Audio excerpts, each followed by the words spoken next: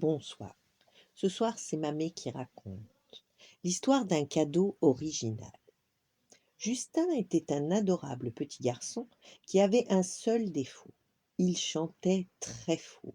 Mais alors, très très faux. La pluie se mettait à tomber dès qu'il entonnait le moindre refrain. En ce matin de décembre, la maîtresse voulait apprendre à sa classe un chant sur le Père Noël. Très flatté que l'on chante en son honneur, le Père Noël s'était assis au-dessus de l'école sur un nuage confortable pour profiter du concert. Un sourire éclairait à l'avance sa barbe soyeuse. La maîtresse donna le signal du départ. Aux premières notes, le Père Noël sentit ses oreilles vibrer. Le nuage qui lui servait de fauteuil creva dans une grosse averse. Pour ne pas tomber, le Père Noël dut se retenir à une corde de pluie. Dans la classe, la maîtresse se mit à rire.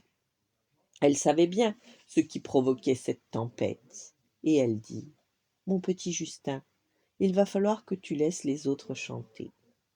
Justin obéit de bon cœur et le chant recommença. Cette fois-ci, la musique monta harmonieusement jusqu'au Père Noël.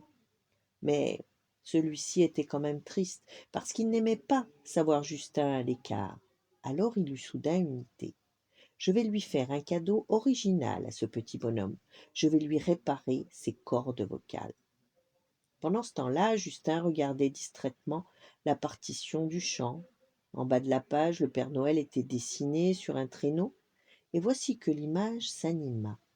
Le Père Noël s'était glissé dans le dessin. Il fit signe à Justin de prendre place sur son traîneau. Occupé à chanter, les autres élèves n'avaient rien remarqué. Ravi, Justin sauta sur le banc de bois et les rennes partirent au grand galop. Le traîneau s'éleva dans les airs, fit des loopings extraordinaires. Justin riait à gorge déployée. Distraitement, le Père Noël appela son lutin musicien, celui qui est toujours à bord du traîneau, pour accorder le tintement des grelots. Le lutin se glissa dans la gorge déployée de Justin et régla facilement ses cordes vocales. Le travail terminé, le Père Noël se fit transparent pour atterrir de nouveau sur la partition. Justin se retrouva donc dans la classe comme si de rien n'était. Sous l'effet du tournis, il se mit à chanter, tout seul, alors que tout le monde s'était tu, et sa voix s'éleva, pure comme du cristal.